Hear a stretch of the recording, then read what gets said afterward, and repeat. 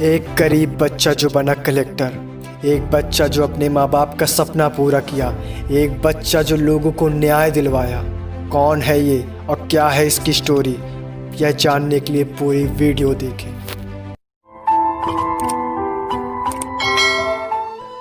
एक शहर था।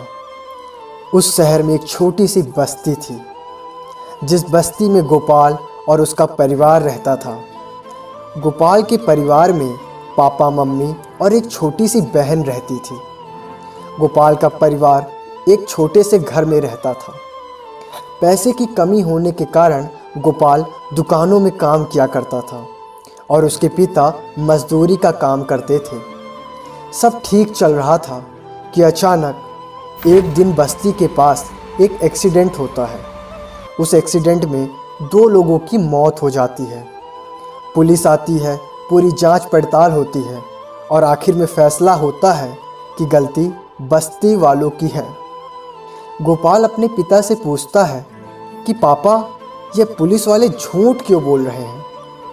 तब गोपाल के पिता कहते हैं, अरे बेटा, जो एक्सीडेंट किए हैं वो बड़े लोग हैं, पैसा देकर बच गए होंगे। फिर गोपाल कहता है, हमें आवाज़ उठानी चाहिए पापा इसके खिलाफ। उसके पिता उसे डांट कर चुप करा देते हैं और कहते हैं, इतना ही अगर चिंता है तुझे तो खुद पुलिस वाला बन जा। गोपाल 12वीं पास था। अब पुलिस वाली बात गोपाल के अंदर बैठ चुकी थी। गोपाल अपने शहर में बेस्ट कोचिंग का पता लगाने लगा कि किस कोचिंग में आईएएस की पढ़ाई करवाई जाती है और उसकी कितनी फ़ीस है। तब गोपाल को पता चला कि सबसे अच्छी कोचिंग के लिए उसे 2 लाख फ़ीस देनी होगी। बुक का खर्चा, आने जाने का खर्चा, सब मिलाकर 3 लाख रुपए तक गोपाल को देना होगा। गोपाल यह बात अपने माँ से बताई। गोपाल की माँ ने कहा कि देख, मैं तेरे पापा से बात करती हूँ और देख क्या कहते हैं तेरे पापा। गोपाल की माँ ने गोपाल के पापा से कहा कि हमारा बेटा कलेक्टर बनना चाहता है और उसके लिए 3 लाख फीस चाहिए। मेहनती तो है हमारा लड़का, हो सकता है भगवान की दया रही तो हमारा लड़का कलेक्टर जरूर बनेगा और इस जीवन में कई लोगों को न्याय दिलवाएगा। गोपाल के पिता कहते हैं कि देखो, मेरे पास तो सिर्फ 2.5 लाख रुपए है, मैं 2 लाख रुपए दे दूंगा, पर पूरी आशा अब गोपाल पर रहेगी। गोपाल की माँ भरोसा दिलाती है कि हमारा बेटा ज़रूर सफल होगा और गोपाल यह सब बात सुन रहा था। गोपाल ने कोचिंग ज्वाइन की और पूरी फीस एक साथ भरी। उसी वजह से उसे 15,000 का डिस्काउंट मिला। गोपाल ने उस 15,000 से एक मोबाइल लिया। अब दिक्कत थी तो कुछ और पैसों की, जिससे गोपाल ग्रेजुएशन अपनी पूरी कर सके, कुछ किताबें खरीद सके। इस ज़रूरत को पूरी करने के लिए गोपाल ने अपने कोचिंग में ही काम करना शुरू किया।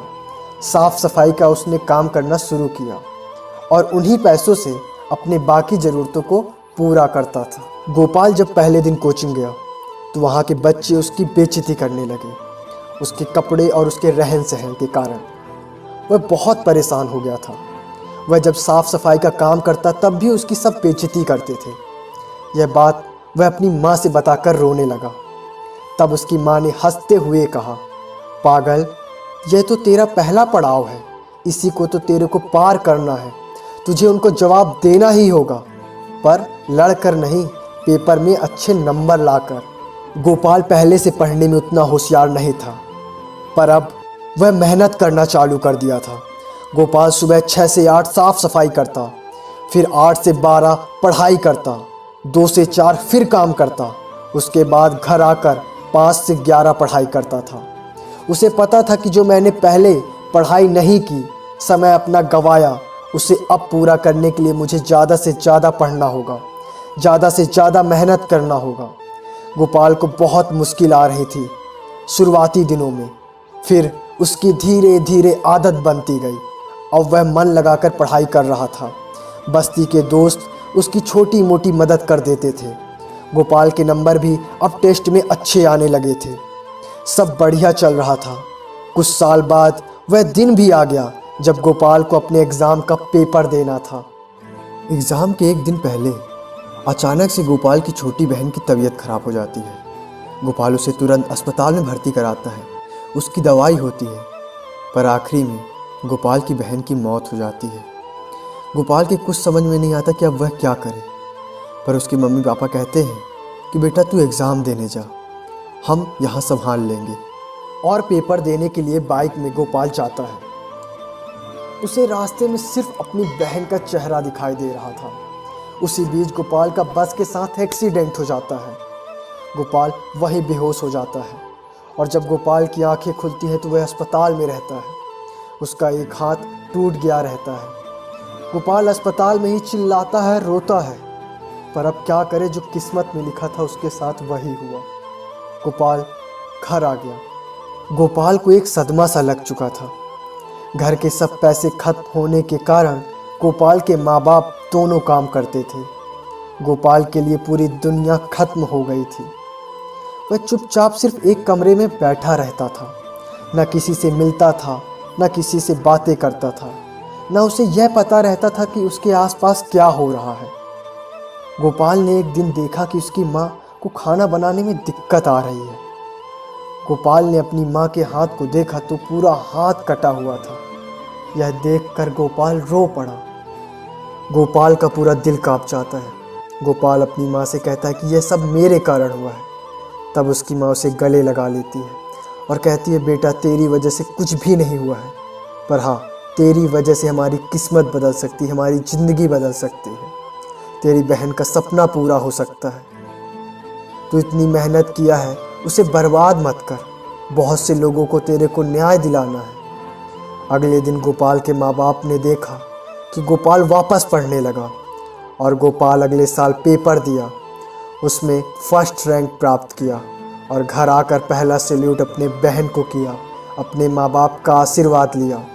वह अपने कोचिंग में गया जहाँ लोग उसकी बेइज्जती करते थे। अब वही लोग गोपाल को सैल्यूट कर रहे थे, उसका आशीर्वाद ले रहे थे, उससे सवाल जवाब कर रहे थे। दोस्तों, अगर आप मेरी कहानी यहाँ तक सुने हैं तो प्लीज़ इस कहानी को ज़्यादा से ज़्यादा शेयर करिएगा, अपने दोस्तों को करिएगा, अपने परिवार में करिएगा जो IAS की तैयारी कर रहे हैं, जो जिन्होंने ज़िंदगी में हार मान ली हो। और मेरे चैनल को सब्सक्राइब करिएगा ताकि आपको एक से एक अच्छी कहानी मिलती जाए।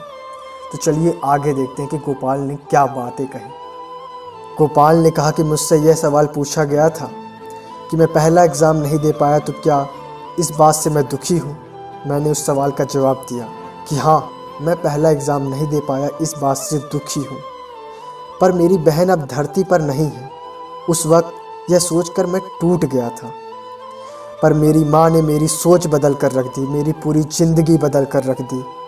मैंने सोचा कि मेरे पास मौका है कि अगली बार मैं पेपर दूं और ज़्यादा से ज़्यादा नंबर ला सकूं, और मैंने यह करके दिखाया। हाँ, मेरी मंजिल को पाने के लिए जो मैंने सफ़र तय किया है उसमें दुख था, दर्द था, अकेलापन था, मज़ा था, पर वह सिर्फ 3-4 साल के लिए। अब मंजिल मिलने के बाद वह सब मेरी ज़िंदगी से दूर हो गया है। मुझे देश की सेवा करने का मौका मिला है। इसलिए आप सभी बच्चों से मैं यही कहना चाहूँगा कि आपकी कहानी कुछ भी हो सकती है। आप गरीब हो सकते हो, अमीर हो सकते हो, अकेले हो सकते हो, कुछ भी हो सकते हो, पर आप हमेशा आपके कहानी के हीरो रहोगे।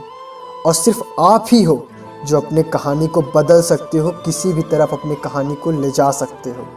इसलिए एक बार पास नहीं हुए तो दूसरी बार दम लगा कर पढ़ो।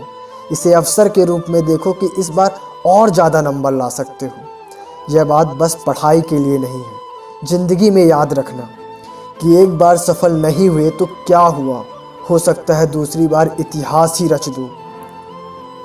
इसलिए हमेशा अपनी ज़िंदगी में हार मत मानो, कोशिश करते रहो। गोपाल अब देश की सेवा करने लगा था, घूस लेने वाले अफसरों को सज़ा दिला रहा था और खुशी के साथ अपना जीवन व्यतीत कर रहा था। दोस्तों, इस कहानी से हमें सीख यह मिलती है कि हालात कैसे भी हों, अगर आप ज़िंदगी में कुछ ठान लिए हो बनने के लिए तो खुद की मेहनत से आप अपनी परिस्थितियाँ बदल सकते हो।